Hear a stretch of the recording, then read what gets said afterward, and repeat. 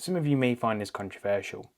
Come to think of it, the current setup of pretty much every petrol or hybrid car today in 2024 is still designed to be outdated and fall with the times on purpose with no hope of clinging on. 20 years ago, fair enough, it was the norm, so it was acceptable as there was no proven alternative.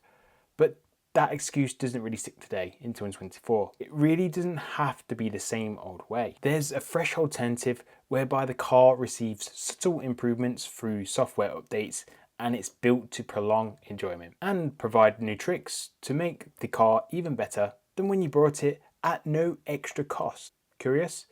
Love it or hate it, but Tesla has shown that there is a way for better ownership experience and that they've been refining it for 12 years already.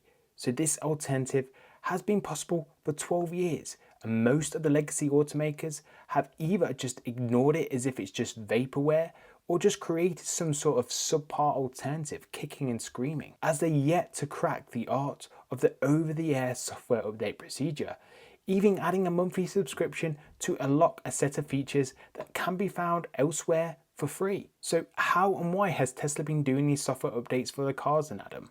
Well, this effectively gives your car new tricks and abilities, and these abilities have been known to add range to your car.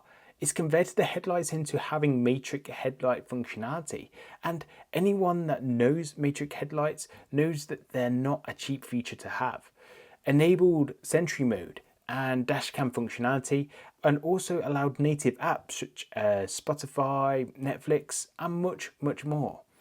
These advancements literally lend your vehicle a new lease of life for a truly refreshing car ownership experience. And if your vehicle doesn't get any new features over its lifetime, it's not surprising that it does kind of feel stale after a year or two of ownership before you do develop an interest in buying something new again. Showing my age a bit, back in my day, having a car with a factory equipped CD player was a huge thing because you didn't need an aftermarket installation. How times have changed. Tesla posted this image on X the other day, and it really does just hit home as to how much software updates have not only provided brand new experiences to a car, but also how they could spice things up and make traditional features today even better. So why is the Tesla standard software offering compelling today? What has been added over the years for you to picture just how big software updates can evolve your car ownership in a period of 36 months?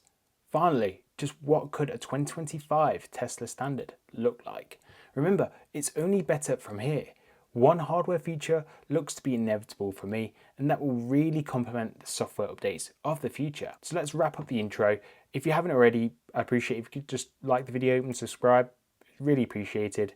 Let's get into this. So why is Tesla's software upgradable cars truly compelling? Well, let's start with the basics, shall we?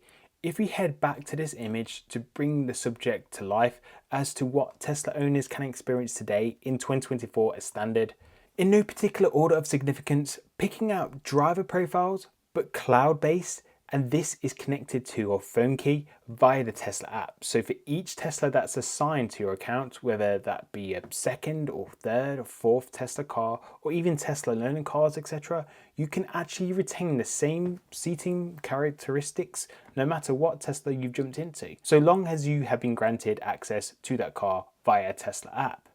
Having memory-based seating profiles for premium cars has been around for a long time, and it's not a new feature, but making a known hardware feature even better with software. So now you can literally just take this seating characteristic with you and put it in any Tesla vehicle, or even if there are multiple drivers of the same vehicle, it will know who has unlocked the car via your smartphone and who is in the driver's seat without pressing any buttons. So you get automatic driver profiles every time, making ownership easier and better for multiple drivers with multiple Teslas. A favorite of mine that does seem to get better over time is the utilization of the 360-degree cameras with Sentry mode and dashcam. It wasn't until a few months ago that you could actually get a live feed of the cameras through your smartphone app, so even if you are halfway around the world, you could actually check up on your car at any point. There's literally a new update in the next few weeks that will make this even better, so you can watch recorded clips directly via your phone if the car alarm is triggered. I did a video discussing this the other day and I'll pop it on the screen now, but gone are the days where your car would regress over a 3-year period before relying on a mid-cycle refresh to even experience something new but familiar. So how does a meaningful software update sound every few months for free? Final standard features that I absolutely need to discuss before moving on to what 3 big software updates can evolve your car ownership in a period of just 36 months.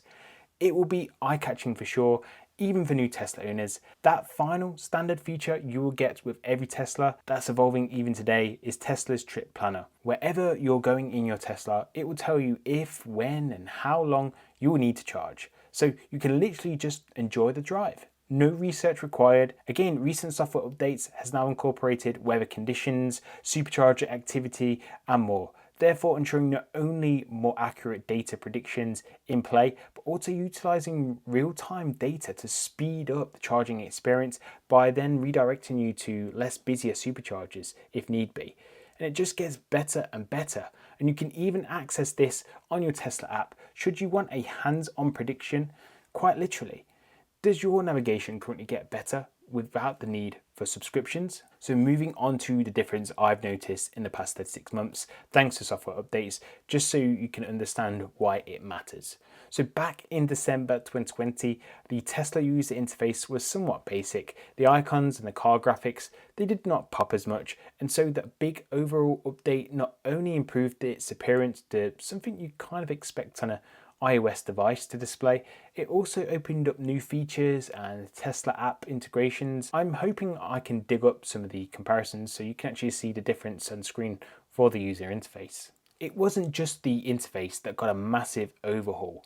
My car performs better in wintry conditions now thanks to software updates that improved the efficiency of the heat pump, and this also helped gain better braking regen functionality too, thus allowing for more energy to be recuperated under braking when releasing my foot from the accelerator. That's also good for less brake wear and adding extra lecky to the battery for free. My car also received improvements to the charging curve over this time period, and this effectively translates into quicker supercharging sessions as it can retain faster charging speeds for longer, which I'm sure everyone would welcome.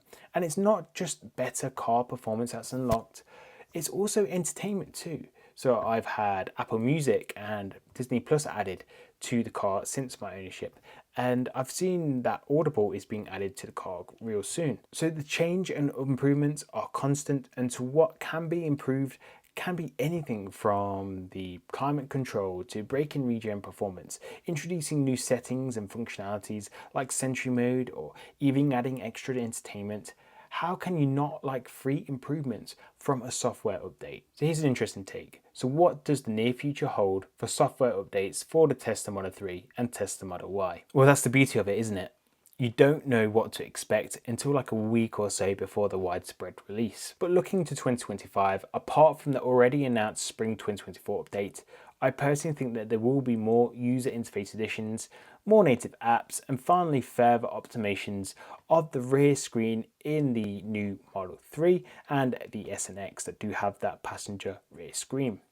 Ahead of the Project Uniball Model Y anticipated next year, the rear screen will see a lot of development in preparation of any robotaxi ambitions by Tesla. But getting back to the point at hand, in 2025, expect more efficiency gains, more entertainment, and more exciting surprises. Some additions might not be big and glossy additions, but nonetheless, it will be something that, with every increment, will lead to an even better car than when you first bought the vehicle. So rounding up the current offering of buying a car that does not get better just seems backwards to me. But more importantly, it guarantees advanced aging to alternatives that do offer meaningful software updates. These meaningful updates come at no extra cost to you and can add features that can cost thousands more in other brands. And I'm glad to see that brands like Rivian successfully utilize the same approach as Tesla. But there are brands that do not fare as well, through a lack of support, lack of content, or just not reliable when it comes to actually installing these software updates. And I hope that these brands can successfully navigate these issues so it can mirror Tesla's genius approach here. So what do you think to receiving software updates to your car every other month? What software have you enjoyed most, and or what software would you like to see?